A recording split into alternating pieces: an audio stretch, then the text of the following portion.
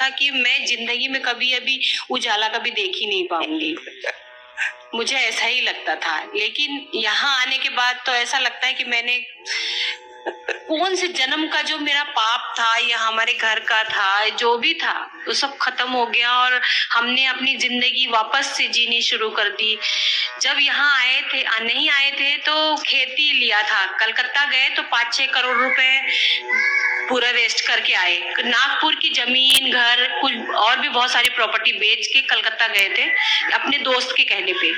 तो वहाँ 5-6 करोड़ पूरे खत्म कर दिए और इतनी परिस्थिति खराब हो गई थी कि मैं उनको यहाँ तक, नागपुर तक ले जा पाऊंगी कि नहीं पाऊंगी, यही सोचती थी।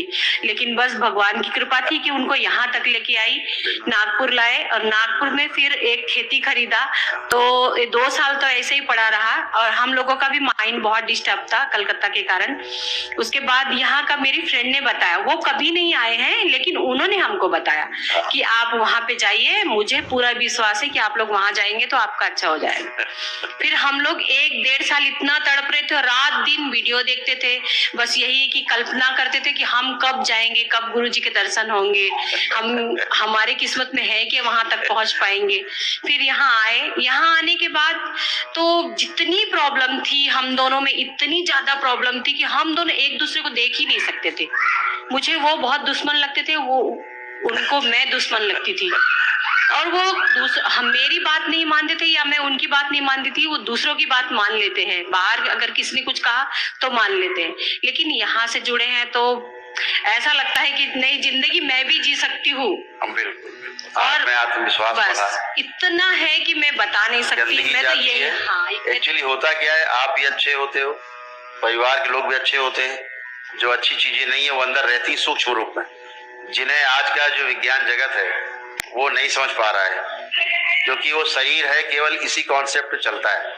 शरीर को चलाने वाला कोई जीवन भी है, वो इसको नहीं मानता, अभी मतलब जानता नहीं है, तो उसके सामने समस्याएं जीवन की हैं। जैसे आप देखते हो डिप्रेशन, आप डिप्रेशन की दवा भी कब से खा रहा, नहीं ठीक होता, यहाँ आता है ठीक हो जाता है अपने आप। मैं भी डिप्रेशन में चली गई थी कि आए दिन यही सोचती थी कि मैं भी मर जाऊं, ऊपर से जाके 4थे माले से छलांग लगा दूं, मर जाऊं, या तो कभी कभी ऐसा लगता था कि जहर घोल के खाने में बच्चों को खिलाऊं दोनों और फिर मैं खाऊं, तो हम तीनों चले जाए, ऐसा सोचती थी। आज अब गोली दवाई नहीं खाती हूँ कुछ भी और बहुत खुश हूँ। यहाँ के खेत में जो बंजर पड़ी थी 2 साल, यहाँ से जैसे हम लोग गए, पैसे नहीं थे, लॉकडाउन में तो दुकान वगैरह सब बंद हो गई थी, लेकिन फिर भी बाबा ने कैसे करिश्मा किया मुझे नहीं पता, दुकान पूरा, खेत बिल्कुल हरा भरा हो गया, संतरे का बगीचा लग गया है और कई चीजें हो रही है जो लगता नहीं था कि होगा तो हो रहा है। मुझे तो यही लगता है कि दुनिया में और पूरे वर्ल्ड में इससे अच्छा और कुछ है ही नहीं। यहाँ के सिवा किसी का कोई है ही नहीं कि वो कुछ खत्म कर सके। मैं तो बहुत मंदिर मस्जिद बहुत जगह गई हूँ, लेकिन मुझे नहीं लगता कि कहीं कोई दुनिया में भी बैठे हैं भगवान, ऐसा लगता है। तो मुझे ये स्वर्ग ही लगता है और ऐसा लगता है बस जाऊं, जब 2-3 महीने में जब मन खराब हो जाए एक बार जाऊं, गुरुजी से मिलूं, जरूर मिलूं, बातें करूं, थोड़ा सा मन अच्छा लगे, फिर जाओ। बिल्कुल एनर्जी इतनी फुल रहती है कि ऐसा लगता है कि बाप रे कहाँ से आ गए हम लोग जब भी जाते हैं तो। और सारे काम बिगड़ते हुए, मैं तो यही बोलती हूँ कि सारे काम बिगड़ते हुए हमारे इस तरह बने हैं कि मैं नहीं बता। आपकी अपनी जो आस्था होती है ना, आपका विश्वास होता है, आपके अंदर जो खुद के अंदर जो एक दरबार के प्रति रहता है अंदर भाव, वही काम करता है। और दरबार तो है ही, बाबा और माँ तो है ही, शक्तियां तो काम करती हैं अपना, और जैसे आपके भाव होते हैं उसी तरह से कार्य करती हैं। और डर जैसा कोई चीज है ही नहीं मेरे सामने, कुछ भी हो, या मरूंगी या वो मरेगा, जो भी होगा वो वही देखेंगे।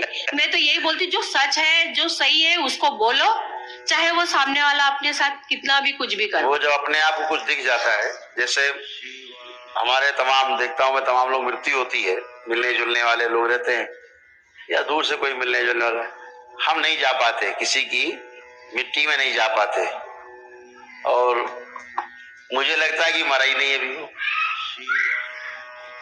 लोग कहते हैं मर गया, मुझे लगता है कि मरा नहीं। लोग मातम मनाते हैं, मुझे लगता है वो तो बैठा है, दरबार से जुड़ा होता है। लोग आके कभी रोते हैं, गुरुजी कि मेरे पिताजी खत्म हो गए, मैं देखता हूँ दरबार में है ना, बाबा के पास है, हंसी खुशी में है। तो ऐसे में तमाम चीजों को देखता रहता हूँ तो भाव एक जुड़ जाता है, जब कुछ चीजें स्पष्ट हो जाती हैं जब, तो इसीलिए भय चला जाता है। मृत्यु का भय भी उसी को होता है जो आदमी बहुत कमजोर होता है ना।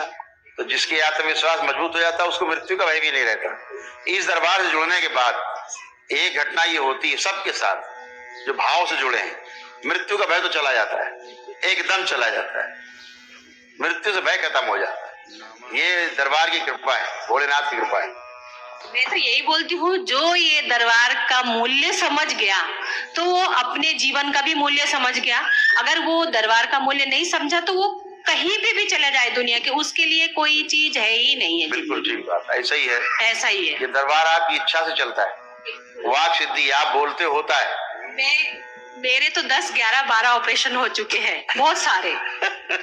लेकिन मैं इतना एनर्जेटिक रहती हूँ कि मुझे ऐसा लगता है कि नहीं, चलो यहाँ के मन से, मनोबल से चलती हूँ। इतना जर्निंग करके आती हूँ अपने गाड़ी से, ऐसा थकावट नहीं लगता है, ऐसा लगता है नहीं वैसे ही हूँ। अब नागपुर तो मेरे ख्याल से 1500 किलोमीटर हो गए यहाँ से। हजार है, 900 हजार है। अच्छा, 1000। मुंबई है 1500 से। हाँ, मैं भी नागपुर गया हूँ 1-2 बार। वो हमारे एक रहते वहाँ मित्र, पहले कई बार विधायक रहे, 5-6 बार, फिर मंत्री रहे लगातार, सतीश चतुर्वेदी जी, तो उनके घर जाके रुकता था नागपुर में। वो कैबिनेट मिनिस्टर रहते थे महाराष्ट्र के। बोल रहे हैं कि आप अगर गलती से अभी उधर आ जाएंगे तो हमारे इधर भी कदम रखिएगा। नहीं, बिल्कुल आएंगे, जब आएंगे जरूर सूचना देंगे। Thank you. बनाना चांदी का, अरे बस थैंक यू। नहीं चांदी का बनाना हम